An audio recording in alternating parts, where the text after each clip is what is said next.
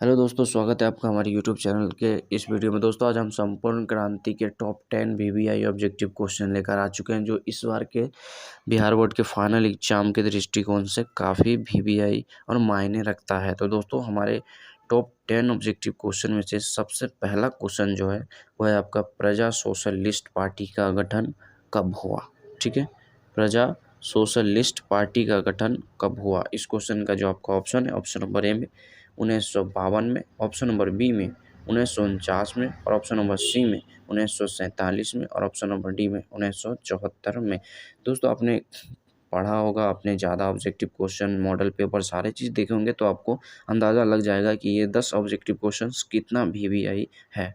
तो चलिए दोस्तों, इस क्वेश्चन का जो आपका आंसर देखते हैं। प्रजा सोशलिस्ट पार्टी का जो गठन कब हुआ, इस क्वेश्चन का जो राइट आंसर है वो है आपका ऑप्शन नंबर ए 1952 में। ठीक है, ऑप्शन नंबर ए इस क्वेश्चन का राइट आंसर। अगला क्वेश्चन, जयप्रकाश नारायण को भारत रत्न की उपाधि दी गई।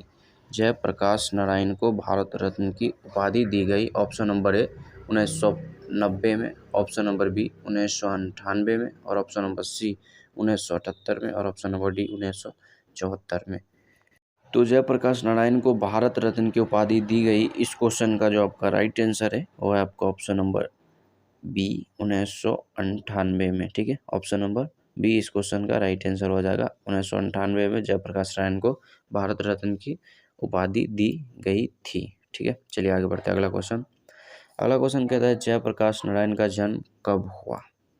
जयप्रकाश नारायण का जन्म जो है वो कब हुआ। इस क्वेश्चन का जो आपका ऑप्शन है, ऑप्शन नंबर ए में 11 अक्टूबर 1902 को, ऑप्शन नंबर बी में 8 अक्टूबर 1904 को, और ऑप्शन नंबर सी में जो है वो है 8 सितंबर 1903 को, और ऑप्शन नंबर डी में 18 अक्टूबर 1902 को। ठीक है, तो क्वेश्चन जो है जयप्रकाश नारायण का जन्म कब हुआ।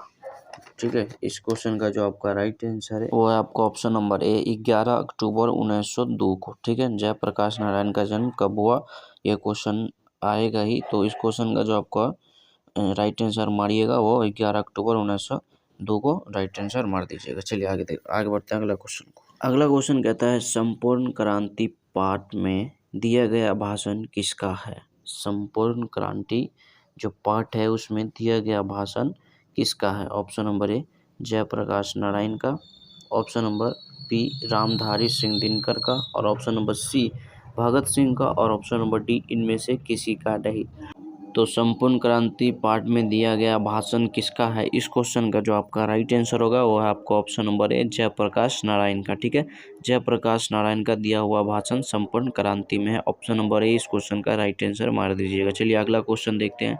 अगला क्वेश्चन है संपूर्ण क्रांति का नारा किसने दिया। ठीक है, संपूर्ण क्रांति का जो नारा था वो किसने दिया। ऑप्शन नंबर ए में दिनकर ने, ऑप्शन नंबर बी में जयप्रकाश नारायण, और ऑप्शन नंबर सी में जो है वो है मोरारजी देसाई, और ऑप्शन नंबर डी में ईश्वर अय्यर। ठीक है, तो संपूर्ण क्रांति का नारा किसने दिया था। इस क्वेश्चन का जो राइट आंसर है वह है आपका option number B Jayaprakash Narayan ने। ठीक है, जयप्रकाश नारायण ने संपूर्ण क्रांति का नारा दिया था। तो ऑप्शन नंबर बी इस क्वेश्चन का राइट आंसर हो जाएगा। चलिए आगे बढ़ते हैं अगला क्वेश्चन की ओर।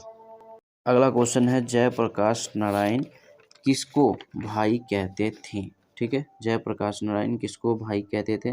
इस क्वेश्चन का जो आपका ऑप्शन है, ऑप्शन नंबर ए में दिनकर जी को, ऑप्शन नंबर बी में जवाहरलाल नेहरू जी को, और ऑप्शन नंबर सी में रामनाथ गोयनका को, और ऑप्शन नंबर डी जो है वो है गंगा बाबू को।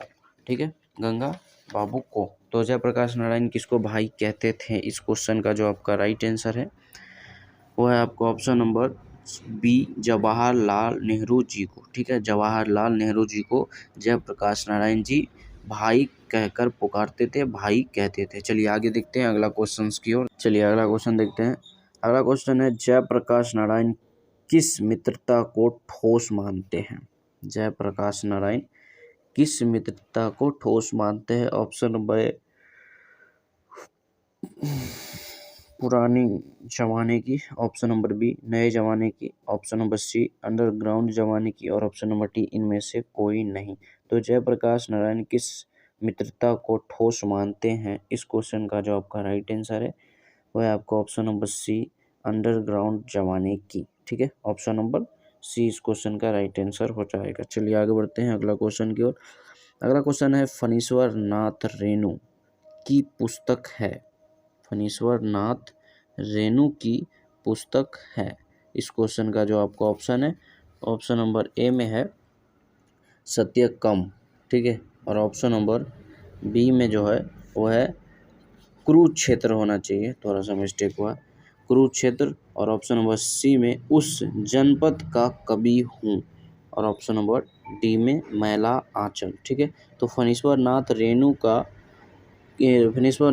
की पुस्तक है। इस क्वेश्चन का जो आपका राइट आंसर होगा वो है आपका ऑप्शन नंबर डी, मैला आंचल। ठीक है, फणीश्वर नाथ रेणु की पुस्तक है मैला आंचल, ऑप्शन नंबर डी इस क्वेश्चन का राइट आंसर है। चलिए आगे बढ़ते हैं। अगला क्वेश्चन है ब्रेन ऑफ बॉम्बे किसे कहा जाता था?